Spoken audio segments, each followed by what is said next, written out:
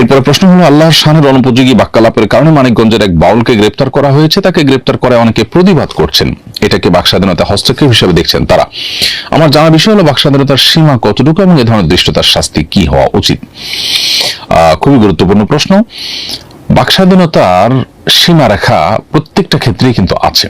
যারা আল্লাহ তাআলা সম্পর্কে আজেবাজে উক্তি করার বিষয়টিকে বাকস্বাধীনতা হিসেবে দেখছেন এবং সে ব্যক্তি গ্রেপ্তারের প্রতিবাদ করছেন, আমি তাদের কাছে বিনয়ের সাথে প্রশ্ন রাখতে চাই, কেউ যদি বাংলাদেশের সংবিধান, বাংলাদেশ রাষ্ট্রের বিরুদ্ধে অবস্থান নেয়, কথা বলে, তাহলে তার সেই কথা বলাটাকে মত প্রকাশের স্বাধীনতা, বাকস্বাধীনতা হিসাবে তারা দেখবেন কি না?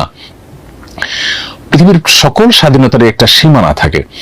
বাকস্বাধীনতা বলি বা ব্যক্তি স্বাধীনতা বলি, মত প্রকাশের স্বাধীনতা বলি, এই সবগুলোর কিন্তু একটা সীমা আছে। সীমাহীন বাকস্বাধীনতায় পৃথিবীর কোন সমাজ, কোন মানুষই কখনো পরিপূর্ণভাবে বিশ্বাস করে না। একটা সমাজের 90% মানুষ বা তারও বেশি সংখ্যক মানুষ আঘাতপ্রাপ্ত হতে পারে, সংক্ষুব্ধ হতে পারে, সেরকম উক্তি করা এটা কিভাবে বাকস্বাধীনতার মধ্যে পড়ে? আপনি আমাকে, আমার বাবা মাকে তুলে গালিগালাজ করবেন আর বলবেন যে তিনি তার মতের প্রকাশ ঘটিয়েছেন, তিনি তার বাকস্বাধীনতা ভোগ করছেন, এটা কি কোনো সভ্য সমাজে গ্রহণ করবে? পৃথিবীর উন্নত দেশগুলোতে পর্যন্ত হেট স্পিচ বলতে একটা কথা আছে, যে আপনি এমন কিছু কথা বললেন যেটা মানুষকে সংক্ষুব্ধ করলো, তাহলে এটাকে অপরাধ হিসেবে গণ্য করা হয়। কিন্তু বাংলাদেশে এক শ্রেণীর সেকুলার বামপন্থীরা তারা আল্লাহ এবং তার রাসূলকে নিয়ে কটূক্তি করলে তখন তারা বাকস্বাধীনতা এবং মত প্রকাশের স্বাধীনতার এই কথাটা নিয়ে আসেন।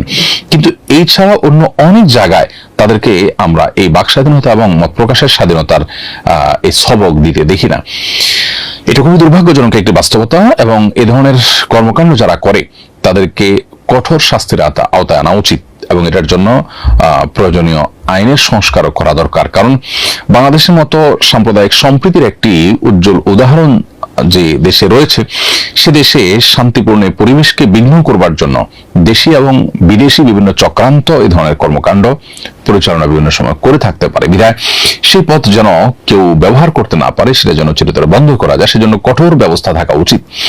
এবং তথাকথিত মত প্রকাশের স্বাধীনতা বা বাক স্বাধীনতার নামে এ ধরনের বিষয়গুলোকে যারা প্রশ্রয় দিয়ে থাকেন, তারা নিজের সঙ্গে প্রবঞ্চনা করছেন, প্রতারণা করছেন বলে আমরা মনে করি। এবং দেশের মানুষকে তাদের ব্যাপারে সোচ্চার হতে হবে, সজাগ হতে হবে।